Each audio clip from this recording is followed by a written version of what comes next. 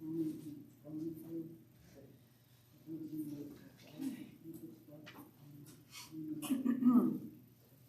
think we'll start. Good morning, everybody. Good morning. At least we have sunshine and dry weather. Happy about that. Welcome to St. Mark's, fourth in a series of 5 presentations for Winter Forum 2022. And the theme for our Winter Forum this year is God's Hands in Our Community. And today we're going to have a presentation by Allison C. David from Claymont Community Center. I'm going to tell you a little bit about her to begin with. Allison is the Chief Executive Officer of Claymont Community Center. In this role, which she has held since 2017, she has strategic and operational responsibility for the center's staff, program expansion, and execution of its mission. The mission is to enhance the community by addressing human needs of wellness, belongingness, and esteem. Allison is driven by the desire to help people have positive changes in their lives through her hand-up, not hand-out worldview. For 3 decades, she has created, designed, executed, and grown effective social service programs and services. Relationships and connections are the focal point of her efforts, as she believes people who work together grow stronger together. She strives to maximize mission impact by building mutually beneficial partnerships within our diverse community.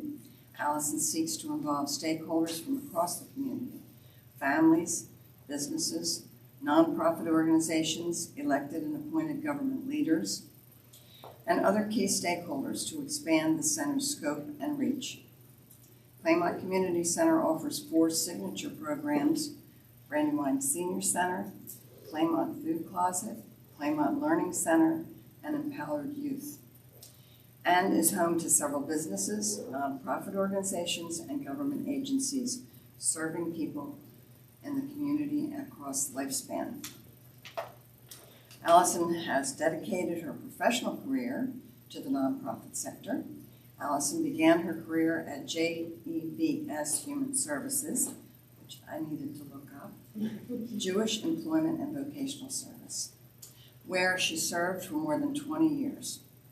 She worked her way up from frontline service delivery to Executive Director of Workforce Initiatives at JEVS.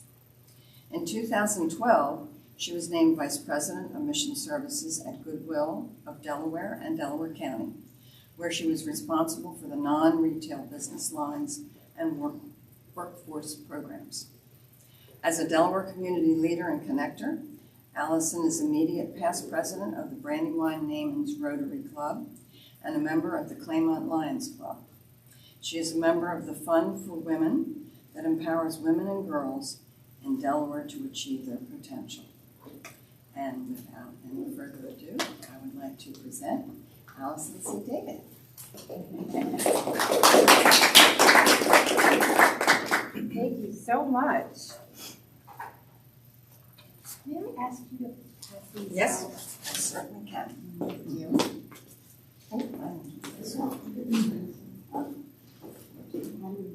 It's always weird to hear your bio read. I bet. You know, it's like, did I really do all that? Thank you. So thank you so much for having me. As you heard in my bio, relationships really are just absolutely critical to life and to the work I've done, my entire career. And that started really at a very early age and was instilled in me by my parents, that service to others and service to your family and your community is really what, what's most important when you look back. So with that, I would love to talk to you about the Claymont Center. I have been there 4.5 years. I will admit that I'm actually from New York. That's where I was grown and raised. And I didn't even know really much about Claymont. But when I was looking for a job, I found this Claymont Community Center. And I have to tell you, I've fallen in love with this place over the last nearly 5 years because it's such a unique, wonderful place. And it's really hard to describe because so many things happen there. And people don't know how many things are going on. So we put together this little snapshot, and it's really a helpful way to talk about the center. So Linda, thank you for the intro. And she mentioned the 4 signature programs. That really is the heart of what we do. And it's some of the work we have done since the beginning of the center. We have our Brandywine Senior Center, which is for active adults over 50. I am a card-carrying member, and it's really a great place. And, you know, I think it's an opportunity for people as they age to stay connected to other people, to have fun, to learn. There's a ton of wonderful things that happen. There's exercise. We have a fitness room. So it's a really fully engaging center. Our next program is our food closet. And we're really expanding our food closet. We know that when people have, and families have food insecurity, there are a ton of other, issues and problems that those families are facing. So we're expanding our food closet to involve case management, linkages to other resources, and, helping people find the opportunities that they need. We serve anywhere from 200 to 250 families a month in the food closet. I think that there's a stereotype that people have of people that need to, use a food closet, that they're not working or they're lazy or all of those things. And actually, that is not true. Most of the families that we're helping are actually working. They may be working part-time or in very low-wage jobs, and they are struggling continually to make ends meet, and they are, having to make difficult decisions about what to pay for and whether to eat. So this program really helped sort of fill some of those gaps. And like we said, just feeding someone is only solving part of the problem. But how can we help them get better jobs, get the resources that they need? So we're tremendously proud of that work. We also have a learning center, and that's a partnership that we do with the Christina School District Adult Education. So we're helping adults that have not gotten their high school diploma work on getting their GED. We are serving people from 18 to 72. We have a 72-year-old person who's working diligently to get her GED. And in the Learning Center, we're also helping immigrants that are here, that are trying to learn English. They're trying to get their citizenship. So we're providing services to those families as well. And then our youngest program in all respects is our Empowered Youth Program. That's a program that we started about 2.5 years ago. And it's a program for kids in 4th through 8th grade. And it's an after-school program with a focus on helping the kids with homework and, improving their reading and math scores. But doing that in a fun way, because after school, they really are, they need to run around a lot and burn off some energy. So it's a great sort of holistic approach to providing kids with the academic and social and recreational support that they need. So those are our 4 programs. Over the course of a year, we are serving about 5,000 people in those programs. The center as a whole has about 80,000 visits to the center annually. So there's a lot of people in and out because we have our signature programs and then we have our building partners who operate their programs in our facility. So we have a state service center that helps people access benefits. There's a private daycare. There's a Head Start. There are private therapists that offer mental health support. There's even an Irish dance school. So back to where I started, it is such a unique place because all of these different things happen. I call it the wacky, wonderful community center because, where do you get all of that in one place? We have a large facility. It's about 100,000 square feet of building space. We have, behind our building, we have a football field, a quarter-mile track, 2 baseball diamonds, and a dog park to add to, what this place is for the community. It's very diverse.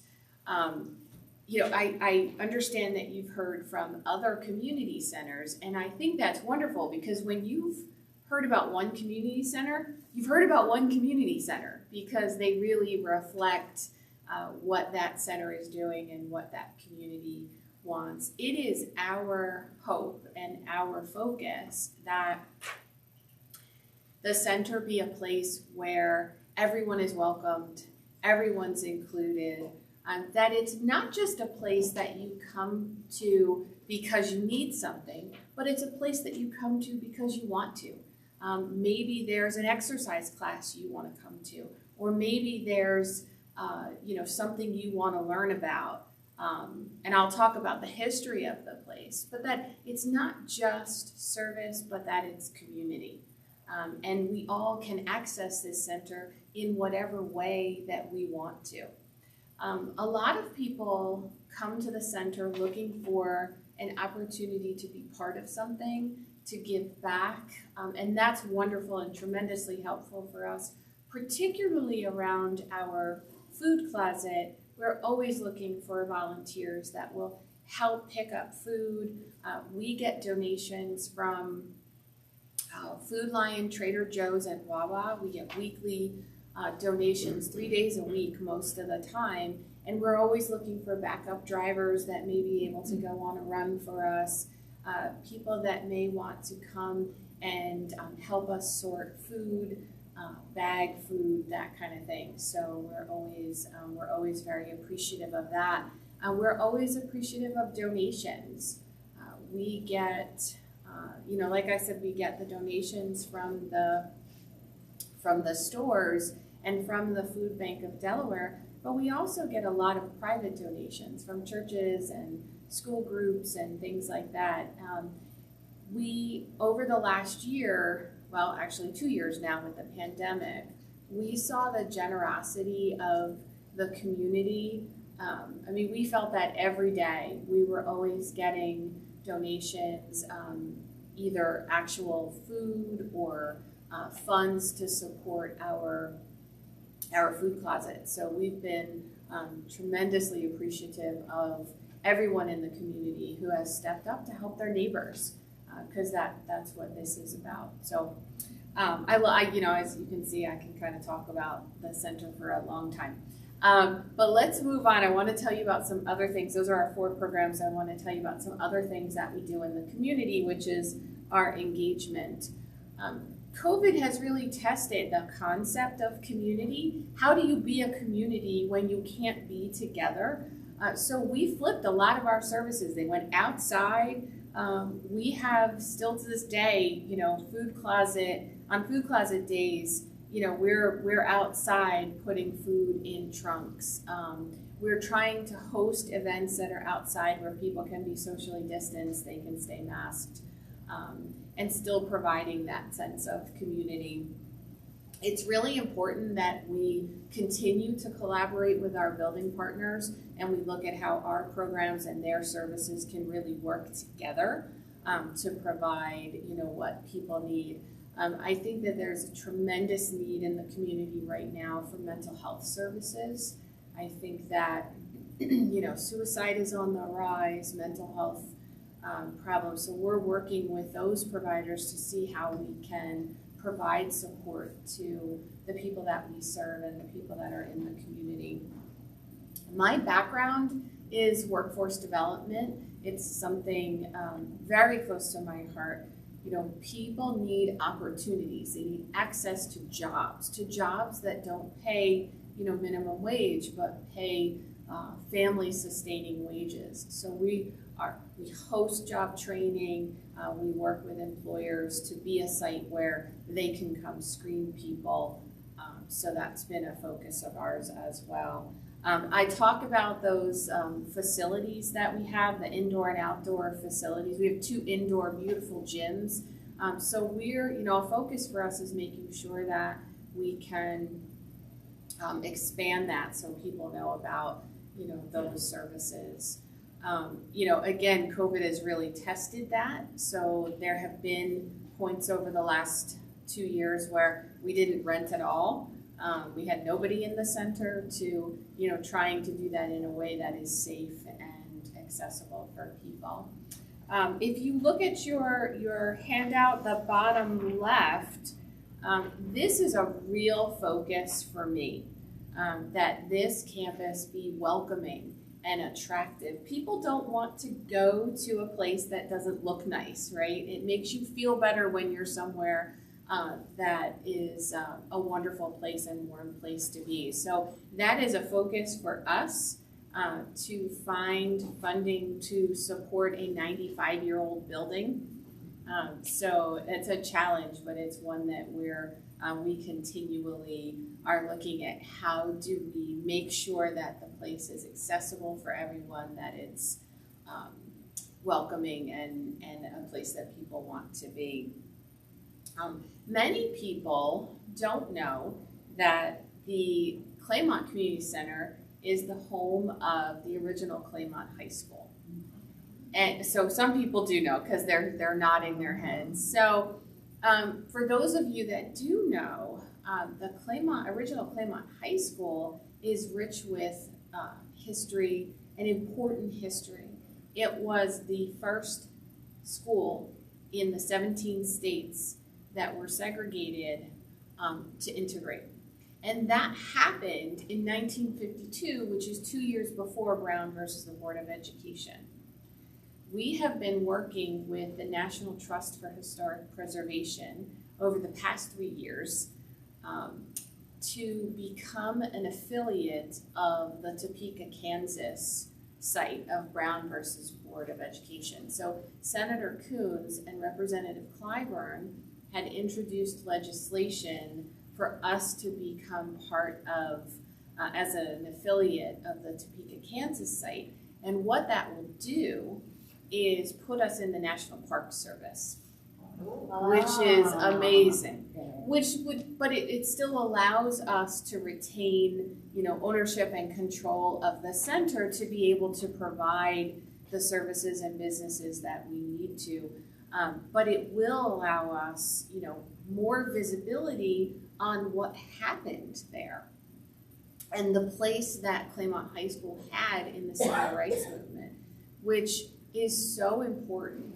And I think now more important than ever. Our country is so polarized that I really look at that story and what's happening now and know that the Claymont Center can be a place where those meaningful conversations can happen. Because meaningful conversations not happening on social networks, right? On social media. There's a lot of hate and disagreement, and the center can really be a place where community members can have a space to talk, to learn about each other, to look at how we really interact as people. So we're incredibly excited that this legislation is happening, that we can be part of this.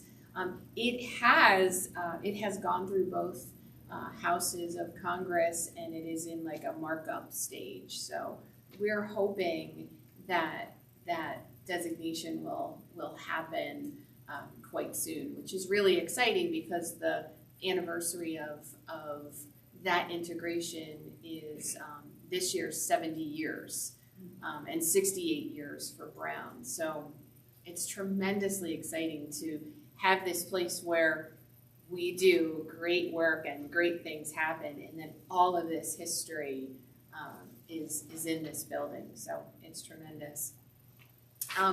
The real life version of the center, has deeply been affected by COVID, as you can imagine, with varying waves of people being in and out. But I'm really happy with what we've done. I'm very proud of my staff for the work that they've done to stay connected to people. They deeply care about the people that we serve, not just the food closet, but the seniors. How do you stay connected to seniors when they can't come? So sending them cards, sending them care packages, making calls, all of those things happened. Even in the Learning Center, they adapted that right away and went all virtual. It's hard to get your GED. It's hard in a classroom. It's, a gazillion times harder on Zoom, but they're making it work, and the staff is adapting.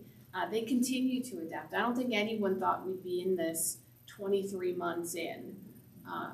So I'm tremendously proud of this staff and the work that we do. We are a COVID testing site, and just this year, in 2021, we had, I think, 70,000 tests being done at the center, which is just mind-boggling kind of numbers. We've had vaccination events, and we've also, right now, we currently have a vaccine van that is outside once a week outside the center. No appointment necessary. People can just come and get a vaccine if they choose any of them, and it can be first, second, or booster. So I know that was a lot of information, but it is such a robust place to talk about that it takes a while to tell everything.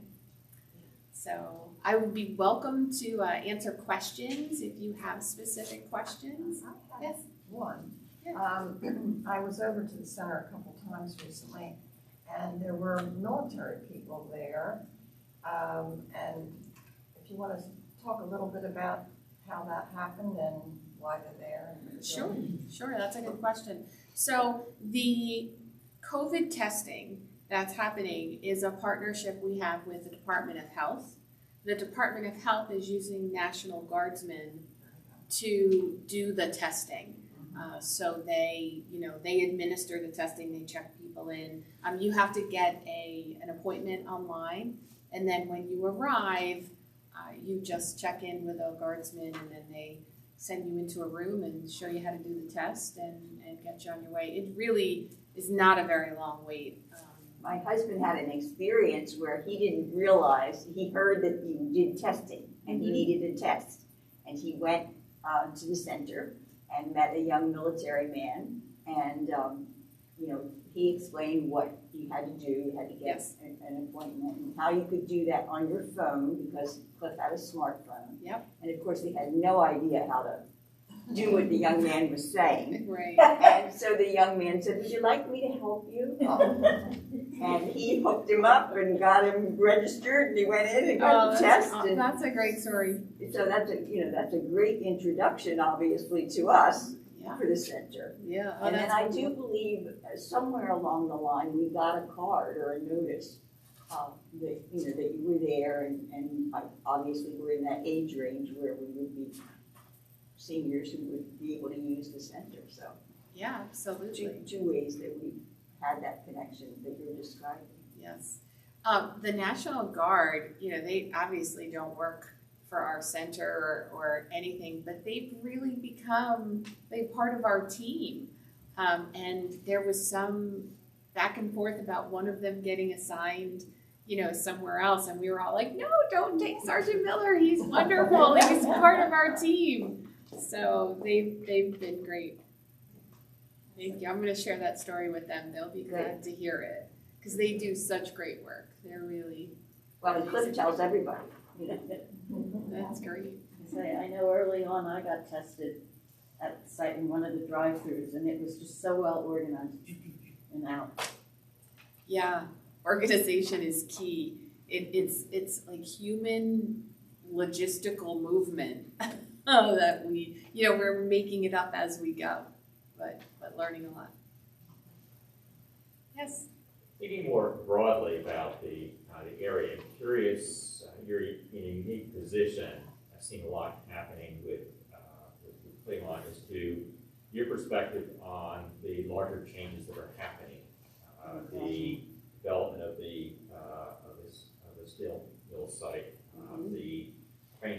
limitations on? Are these good things, and how's this all impacting the planning for your work with the center? Yes, I think that's a great question.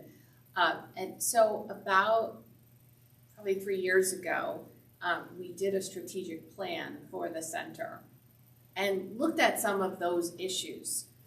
Because if you literally look at where the center is on Green Street, if you go to the left, you're facing out, you go to the left, there's Darley Green, right? Which is middle income, families. And then you go to the right, and there is historic Overlook Colony, where there are, families in poverty with lots of issues, a lot of violence and drug use and trauma happening over there, and we're in the middle. And how do you get people to come together? Because there's certain stereotypes, there's certain people have perceptions of the center as this is where you go when you need welfare benefits. It's where you go when you need food. So more affluent families don't necessarily know that they can come or want to because they have these stereotypes.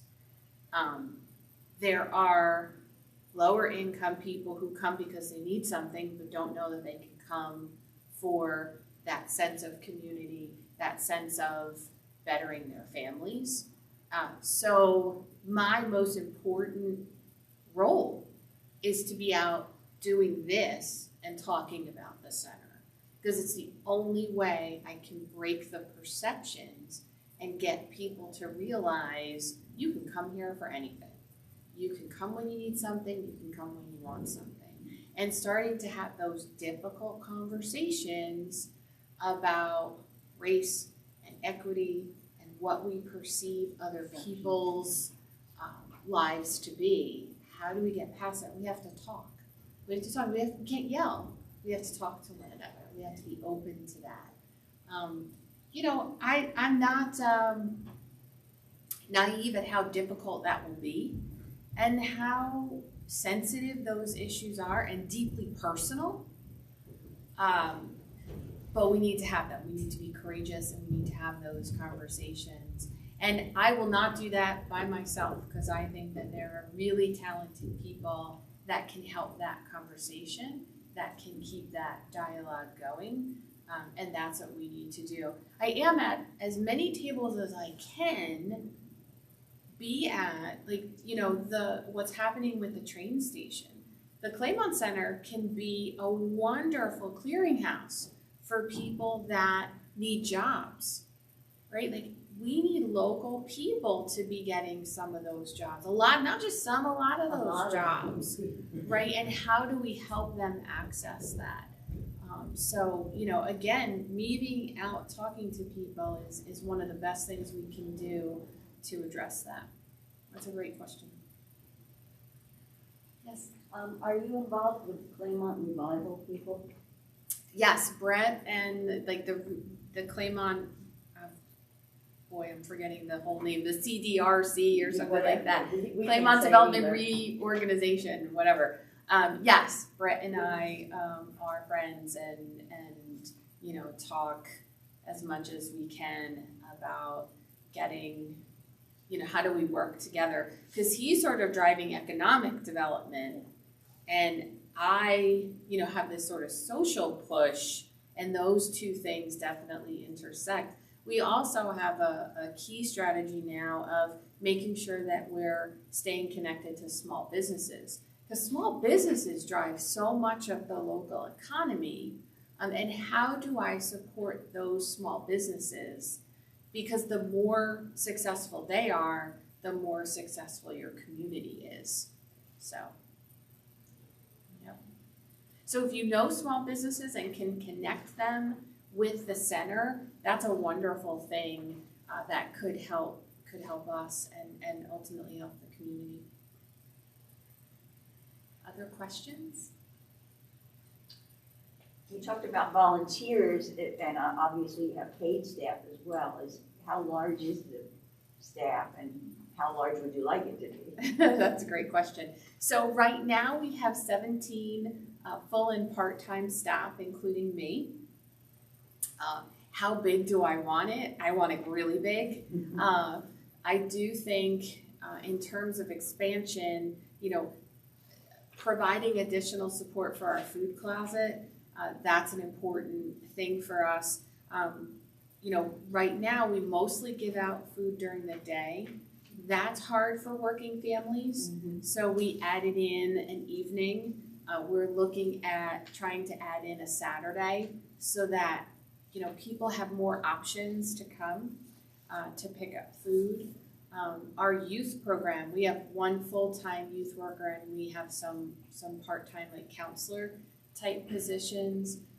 But on here, if you see the key initiatives for us, our youth center, the sky's the limit with the youth. I would love to grow that so that there's more and more programs. We're in this 4th to 8th grade group right now.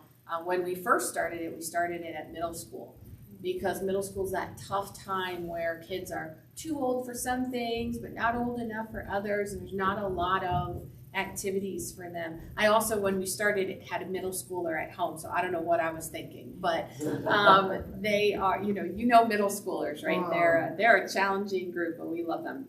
And now we've expanded down to have 4th and 5th grade, which is great because we're building our own pipeline.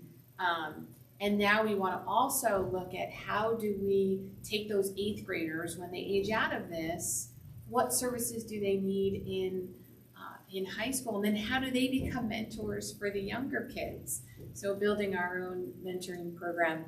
We are also looking over the next year to develop a community garden because there is a lot of interest in that. It makes so much sense given what we're doing with our food closet for us to be able to grow some food that we can then, share. So that's exciting. And I am very excited about the community garden and know that I will need a lot of support on that because I do not have a green thumb.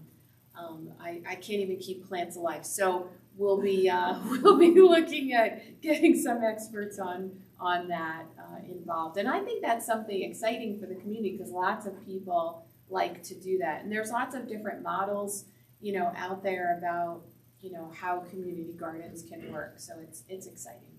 Yes. And do you partner much with the school? Because the school's in your building, right? I mean, you're kind of, or not? No, they're right next door. So Claymont Elementary is right next door to us. We do partner a lot. That's where our 4th and 5th graders are coming from. And the principal of the elementary school is a board member for me. She's on my board. So that helps, as we're designing the programs. Yeah. Did you have a question over here? Yes. We're asking everybody that comes in what ideas that St. Mark's could do for you, collection of items or something else. Sure. Yeah, that's a wonderful question. Like I said, the donations for the food closet are tremendously helpful. If you like sorting food and shelving, or a lot of times we need help going through the expiration dates on items, so that's tremendously helpful. We also have it's a challenging question right now only because of the COVID protocols, but in the before times, we needed people in the senior center just helping greet people or, getting them to the right activities, calling bingo, doing artwork. There's so many people in the community that have all these gifts, and if they're willing to share them, if you know how to crochet or you know how to paint or do activities, those kinds of things are wonderful. With our ESL students, our immigrants, conversational English is fundamentally a goal we're trying to get them to. You need to practice that. in order to learn how to speak English well. So there's so many different ways. I really encourage people to reach out, make an appointment, come visit, and do what speaks to your own heart. You know, there's so many ways to interact. You can we can talk about what's meaningful to you.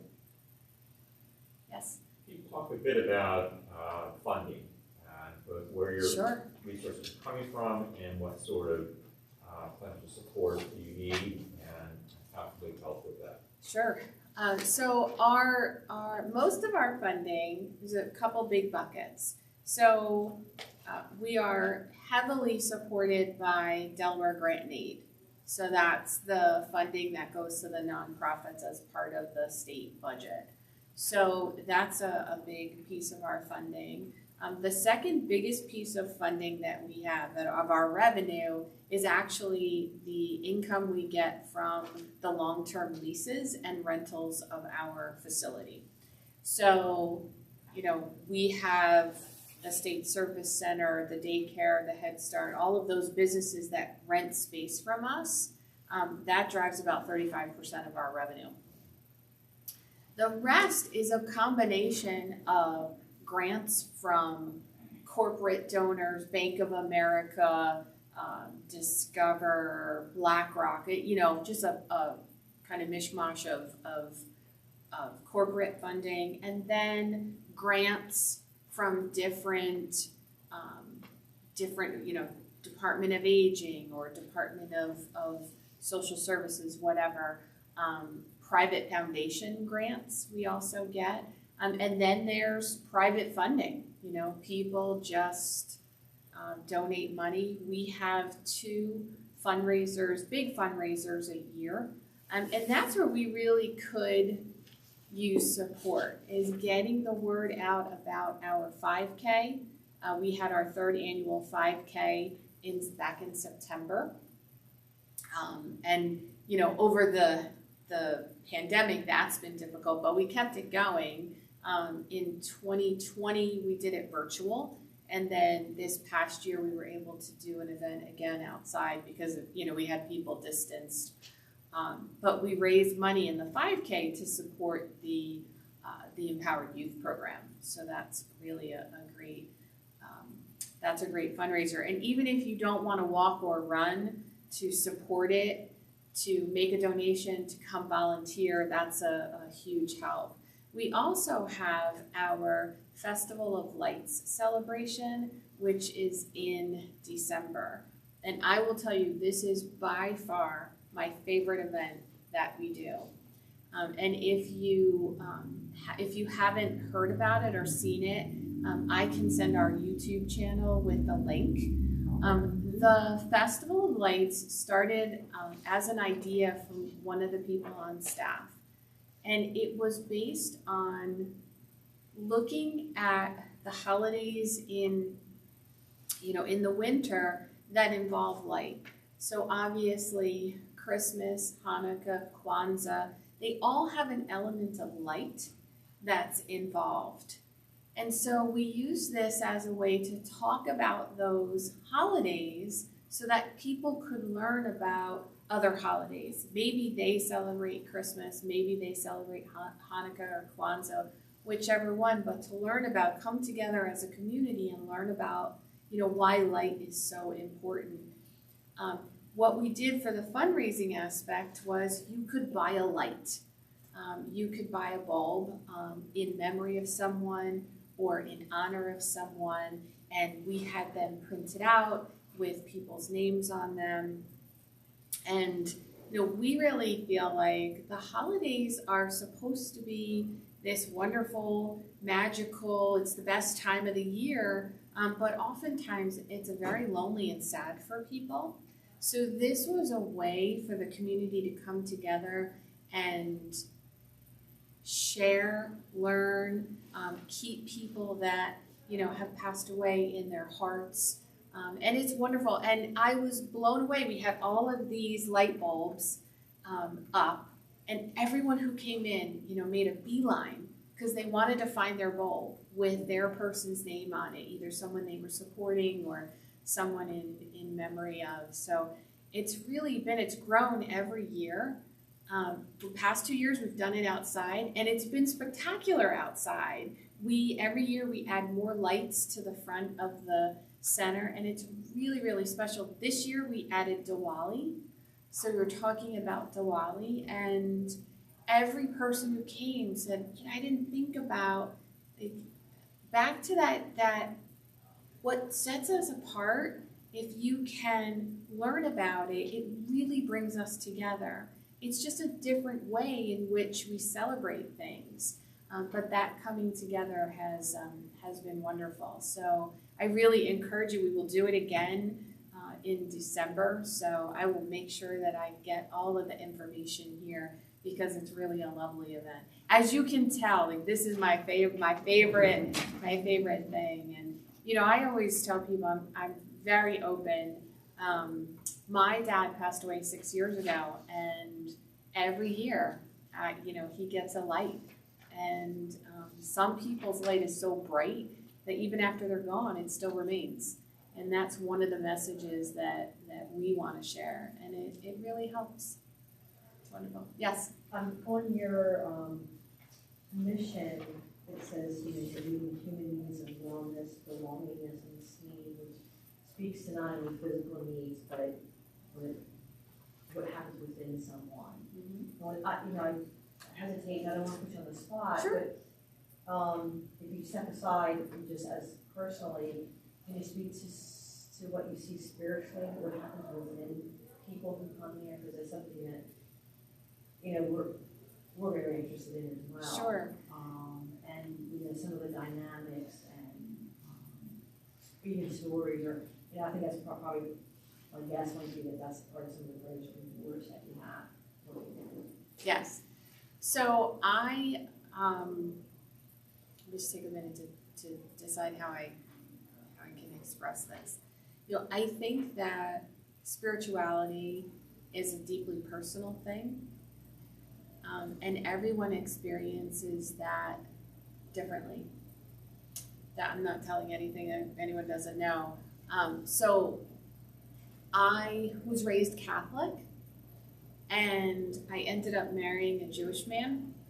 So we have a wonderfully blended family that honors traditions of both. And I worked for an organization, JEVS, that Linda mentioned, for 20 years, and learned so much about Judaism. And what I have found is wherever that spirituality, that service, in Judaism it's called tikkun olam, to repair the world. I don't know in Catholicism if there's a phrase that's exactly the same, but the spirit is there to repair the world, to make better in the community. People talk about passion a lot. For me, this work has been a purpose. I don't know where exactly it comes from, but it is my purpose. So that's sort of my spirituality, how I live that. I hear people say all the time, when they're here and they see these little magical moments, how much they get out of giving. So to me, for lack of a better way to say it, that's the spirituality that comes alive when you can take yourself out of your situation and give to someone else. It's almost indescribable, and for some maybe sounds hokey, but it is the truth. And I have people that you would look at on the surface and not think, wow, this man, a friend, he's become a friend. I called him at the beginning of the pandemic, because the very first volunteers we lost were older people that had to quarantine because it wasn't safe for them. So I had nobody to go pick up food. I have an SUV, but it wasn't enough. And my friend, you just wouldn't, you look at him and think he wasn't going to be this kind of guy. I called him because he's got a pickup truck. Can you please do the pickup for me today? And he did it. And he said, well, if you ever need me, let me know. So like 2 weeks later, I said, I don't have anyone to go. I'll do it. And for 23 months, he goes every Tuesday and picks up food for us. And right? And you would not think this guy would be that guy. And he is. And that's got to, right, and it's got to be something moved within him to do that. I hope that answers the question. Yeah. It's a hard question to ask, Yeah. But, It's a great answer. Oh, thank you. Yeah. Well, it's real. It's real what happens. So. And it is. It's where people throw lives and lives. Yeah. And I have talked about, how worried I am for people and how there's been such disagreement and some of that hate, but largely there has been overwhelming generosity and compassion and empathy for people. And those are the stories that absolutely, demonstrate that. The fact that our giving went up when people, we were all worried, like what would happen, people losing jobs, but the giving went up. People were going shopping and bringing bags of food for us to give out. So that's spirituality that's hard to describe, but you can see it and you can feel it. Well, it's your neighbors. Right. Yeah. Especially, like, I live in Claymont, so it's your neighbors. Right. What else can I answer? Yes? Do you have sort of an overall, maybe 5 or 10 year goal for the center?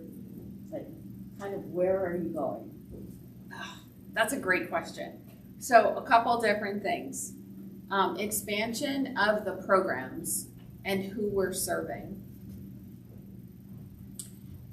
Expansion of the collaborations we're doing with other organizations and businesses. I want to see this community garden get off the ground and really be a sustainable program so that we're feeding people, but if it moves to the kind of model where people can purchase food as well or cultivate their own, little plot, I think that is, that's wonderful. I think, the 100-year anniversary of the building itself is coming up. And I have pretty big infrastructure problems. I need a roof. I spend $50,000 at the minimum a year on HVAC because things are, breaking all the time. So finding the funding for that, I think is important because the history of this place has to live on. Do you have a dedicated person who goes after funding? Yes. Well, it's me and I have a grant writer who's also our communications person. So he's helping me tell the story of the place so that we can get funding. But yes. So I think that, and I think again, bridging that gap of people would be the one of the central core things. Wellness, whatever that looks like, because we left that as broad as possible. It's physical, it's mental health wellness, recovery from trauma, all of those things. That sense of belongingness. We're a hub in that community, but not enough people know about us. And then this sense of esteem, that self-esteem and how you feel about yourself. Those are core. It's a core to our mission. Did that answer that for you? A little bit, I guess. So you're interested in expanding current programming, not necessarily doing other things. Well, that's what I'm trying to figure out. yeah, I think, well, we're not doing the community gardening right now, so that's new. But there's so many ways to expand the current programming, that some of it will be new, some of it will be just doing what we're doing more and better. I'd also like to see more intergenerational activities so that, we're really harnessing the power that the seniors have to work with the youth, and vice versa, reverse mentoring of, our young people and the knowledge they have and sharing that with the older people. So, yeah. Okay. Yep. Thank you. You're welcome. Some of the answer depends on what the community wants and needs. So I should mention, last year we just did, at the end of the year, we did a survey, which was not, we didn't get as many responses as I wanted, because I really,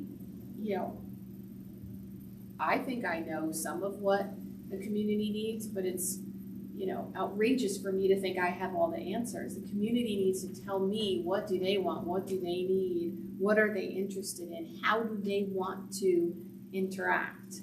So we're thinking about re-releasing that to get more data, because people should be driving this. I say I'm the steward of the center, but it belongs in some way to everyone. So it should be a place that people's input matters. I want to ask one other difficult question for you. Okay. I'm sure you just, where you're located, and you're in a community, and you see so much. You see a broad spectrum of people. If you look at the face of humanity, or all of the humanity that comes through with the work, can you say, what do you see as the biggest need when you look at people? Can you put that into words? I think I can. I see trauma. I've said that word a couple of times. I see trauma as probably the biggest problem. And trauma has many causes, and then it's demonstrated in a lot of different ways. But, being in poverty is traumatic, right? It's a different kind of trauma. So I feel like that is a problem. I feel like violence is a tremendous prevalent problem, and substance use disorder, and the mental health, issues. And I feel like there's more attention to that and more talking about it, which is absolutely the direction we need to be going in. And to sort of normalize we all have a little bit of mental health problems, right? Maybe I have better coping skills or a better support system that has helped me with those over my life. But if I don't have that, I don't have an equal playing ground, right? So I think trauma, I think that the trauma from the pandemic in and of itself is going to be something that survives, that we're going to have to work on, all of us. I mean, I don't know about you, but probably in November, I thought, I felt like the work we had done, we were getting close, right? And I had modulated my own COVID fatigue. And then November, and we started hearing about Omicron, and I sat at my desk and thought, how much longer can I do this?